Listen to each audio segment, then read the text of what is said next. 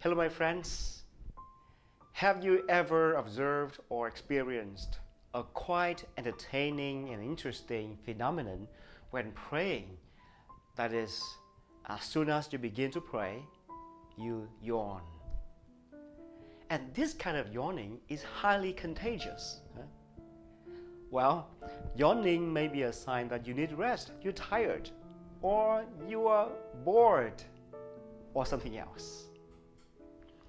Today, my friends, I would like to share with you a way of praying that is very simple, down to earth, doable to everyone, not time consuming, not boring, not cliched.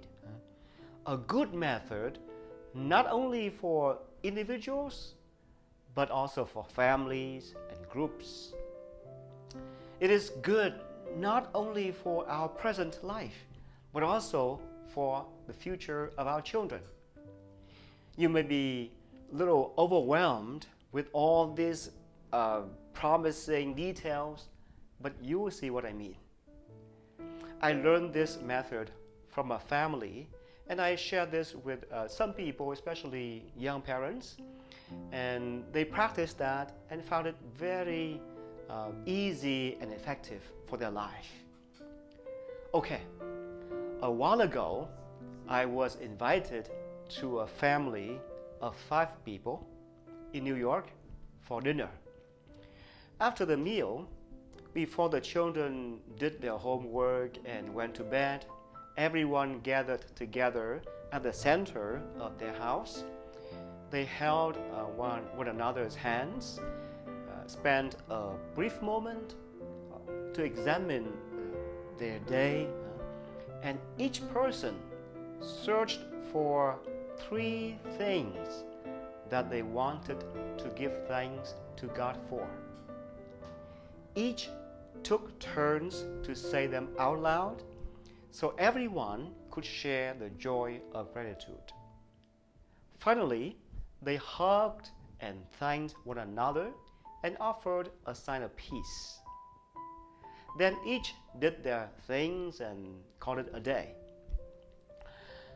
We were 6 people at that time, and it only took us less than 10 minutes to finish the whole prayer.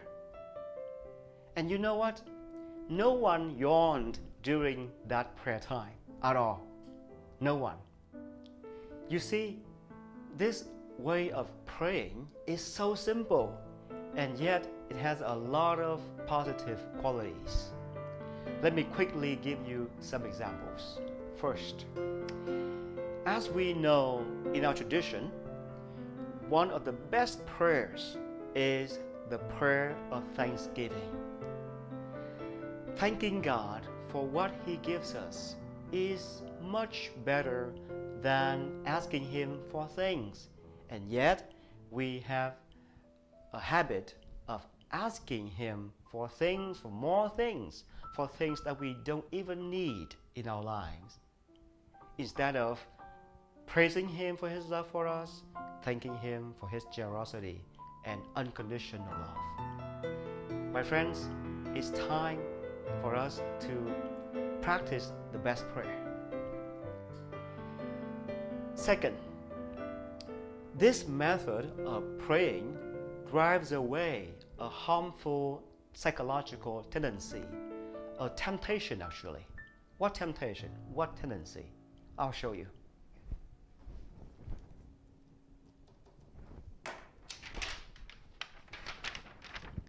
Okay, my friends, what do you see on this paper?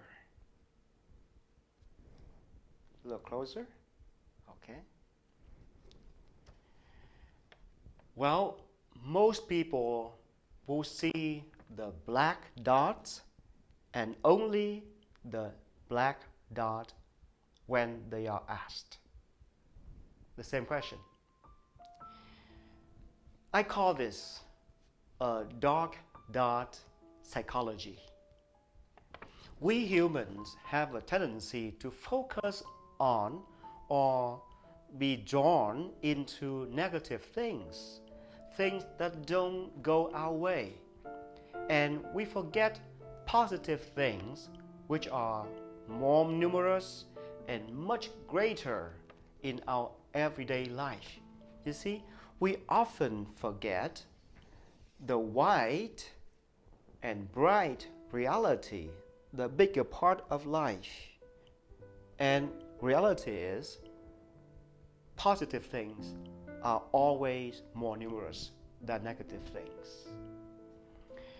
That's why counting blessings and giving thanks help us be more conscious of this bright part of life and drive away the dark dot psychology in us, which is very important. It is not happy to live in the state of the dark dot psychology. No, we need to see things more clearly, more objectively, and of course, better. Life is better when we change our view, our way of seeing things, and counting the blessings, giving thanks for the blessings we have received from the Lord helps us big time in conquering this goal. Third, this way of praying is good not only for the present but also the future. Good for the present because it helps us see things positively, that we always have at least 3 things to thank God for.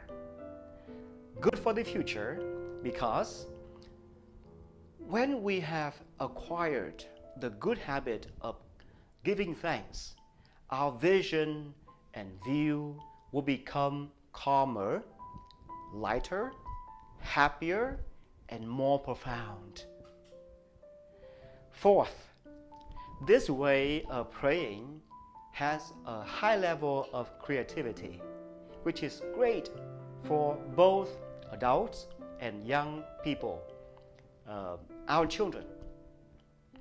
I have heard many parents and grandparents complaining about their difficulty in educating their young ones, their children, their grandchildren, especially when it comes to faith and prayer life. Especially in this age and day and age of technology and everything else. A lot of distractions. The young ones often find prayer boring. So, getting them to use their brain to find at least 3 things that they want to give thanks to God for helps them be creative. So, brainstorming in prayer is important. If you want to make it even more creative, you can simply encourage everyone not to repeat what others have said, but find another blessing to count. Indeed, there are so many to count, and it is wonderful to discover this, that our life is embraced by grace, by blessings. There are so many to count. We actually can never count all the blessings we have or we receive every day. Fifth, this way of praying is good for the future of our children, my friends. How? Well, we know life is not always easy, and people are often tempted to fall into the dark dot psychology. If we help our children acquire a habit of counting God's blessings and giving thanks every day, they will not get discouraged or disappointed when life gets tough, because they always find 3 blessings to be grateful for. is a guarantee. They will find many blessings if they have a habit to count God's blessings for them every day. They will continue to enjoy the truth that God is always with them and never stops helping them. But they need to form the habit of counting blessings every day, and they need your help now to achieve that goal. My friends, whoever is more grateful is more happy in life. Counting your blessings is the easiest way to be more grateful and happy. Before closing this topic, could I ask that you thank God for one more thing after the 3 blessings? That is, thank God for all the blessings God will give you. In other words, thank God ahead of time. Thank God in advance. We often thank God for blessings in the past, but we need to thank Him for His blessings, abundant blessings, in the present and in the future as well. Because we know for sure God continues to be there with us 24/7 with His grace and love for us, even when we are not conscious of that. If you do this, and my friends, anything that happens in the future will already be covered with gratitude, and you will see everything and everyone in a whole new and positive way. And that is good for you. Your life and your soul will surely be much happier.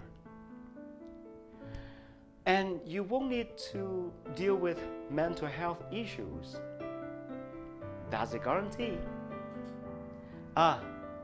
There's a secret taught by most successful people in the world. That is, whoever treats everything that happens as an opportunity, that person succeeds more easily, especially when facing challenges. And you know what? Thanking God ahead enables us to see everything as an opportunity.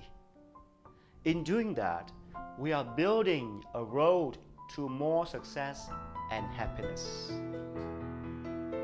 To close our reflection today, I would like to invite you to join me in spending 1 minute only, right here and right now, to practice this method of prayer for ourselves. You may want to sit up and keep your body straight. Close your eyes. Breathe in and out gently. And begin to recall 3 things, 3 blessings you have received today or recently, and thank God for them. Please remember to thank God for all the future blessings that we will be given from His love. Let us now begin. 1 minute, please.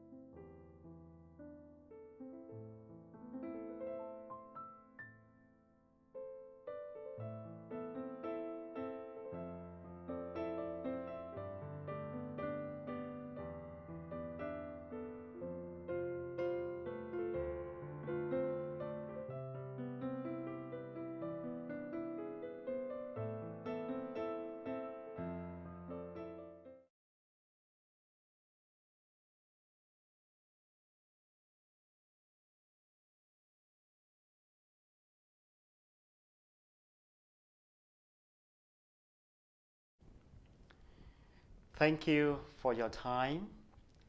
I hope you will continue to practice this simple and useful way of praying for you and for your children.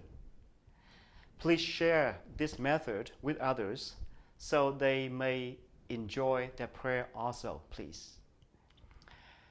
May you always see that your life is in God's care every moment and everywhere, especially in the midst of challenging and difficult situations.